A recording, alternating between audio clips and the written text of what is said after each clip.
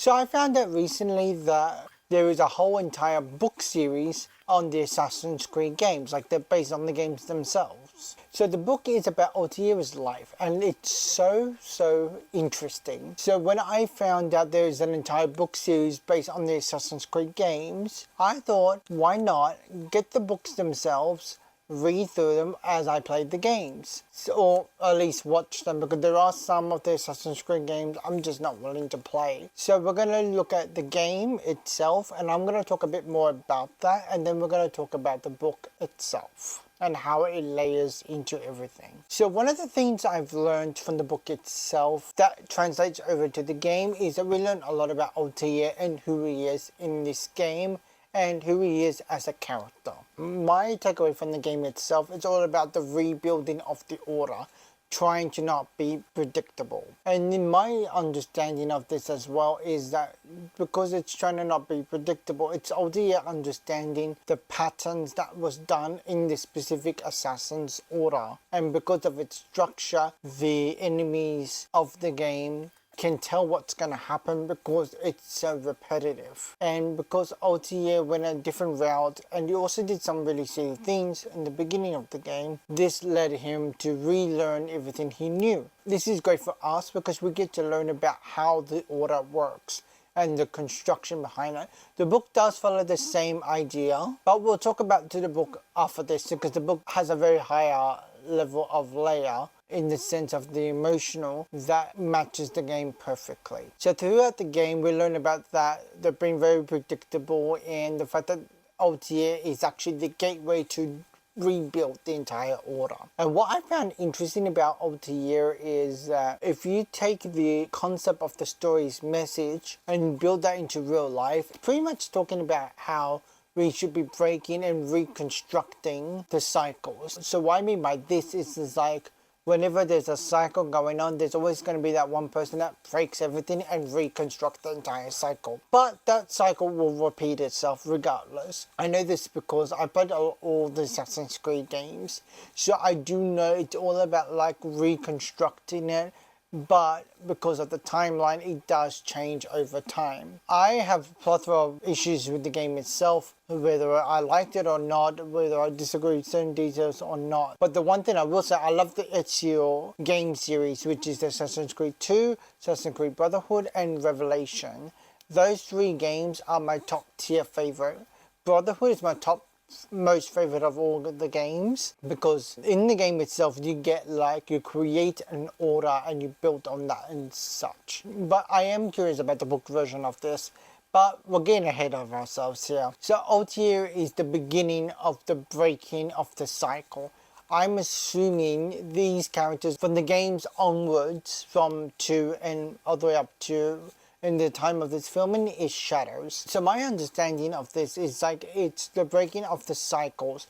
Whatever it is already in order or a construct of an order, it's been broken and then it's been rebuilt. So my understanding would be something of the method of, oh, you know, this is what it is and there's that. However, it does bleed into other aspects that I was like, I don't understand why this was constructed this way. And of course some of the games does not follow the same concept. This is what makes the Ezio game series more better, because it follows that construct of, you know, this is what originally was, this is what's been built. But Ezio is a whole separate video because I have a plethora of understandings behind him and his story and what happened to him in his journey. But that is a separate video. So that being said, Altier is breaking the cycle and also questioning everything that's been done, because he is also relearning about who he is as an assassin. He was brought up in the Order.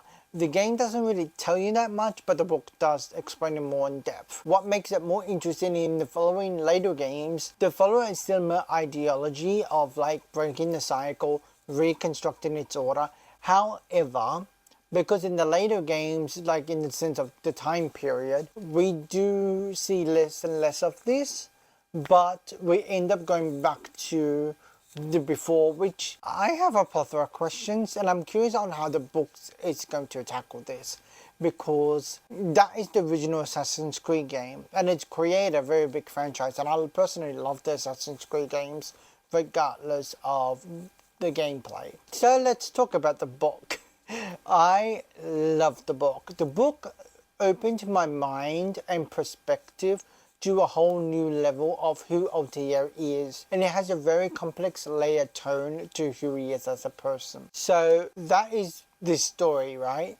And you've learned a lot about who Altair is as a person, and also gives you all the emotional depth of who Altair is and how he thinks throughout the games. My best way to read this book is when you watch the game or play the game, after each of the 9 targets you kill, read that chapter or read up into that specific chapter. This will give you the emotional layer to the game itself. So you will learn, like, after the first target being killed, what Altair thinks and what he learned from that first kill. And then you keep going all the way up into the 9th one, because the 9th one gets interesting. This is after the 9th kill, you're going to have to debate yourself where this is going to go, because it's hard to explain where the book tracks itself to. So when you stop and finish the game, the book, read the rest of it, because the rest you're going to learn a lot about Altair's life. You learn the rest of his life under Ezio's gameplay, but still it's worth reading the book itself, because you learn so much about who he is as a person. This one, it tells you the entire story. And also there is going to be certain scenes in this book that you will not learn through the game. So for example, how he met his love interest, which is Maya. This book tells you. It tells you, and it's so funny. And also, it's funny in a good way, because you learn so much about how he views the world, how he views his feelings and emotion towards Maya, and how he comes to like her. And also knowing the reason now why he likes her, it makes so much more sense. And I encourage anyone who's watching this to read it, because you will learn so much. In the beginning, you're going to think, what on earth was that? And then you're going to realize slowly after why it went the way it did. The last thing I want to say about the book, and this is what blew my mind the most.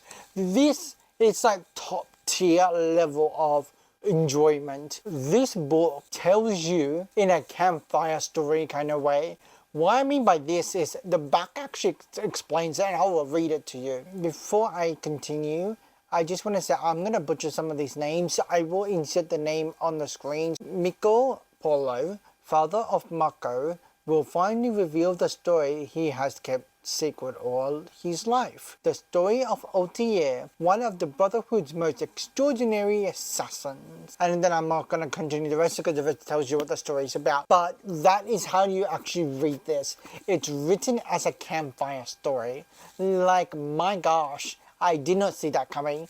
And when I saw it written like this, and I'm like, okay, let's brace myself, because through the lens of Ezio's game, there was a campfire story, but I believe it was Altair that was saying the story. So I find this interesting that this is the person that's saying it. And then the funniest part is, Mako is actually in this story himself, and surprisingly enough, where he lands in the story, it's so interesting. So my rating of this book would be a 6 out of 10. The reason why it's a little bit low is because I've played the game and I've also watched the game, and it does affect my rating of the book. If I didn't watch the game and read this book first and then play the game, this book would definitely be hitting an 8 out of 10.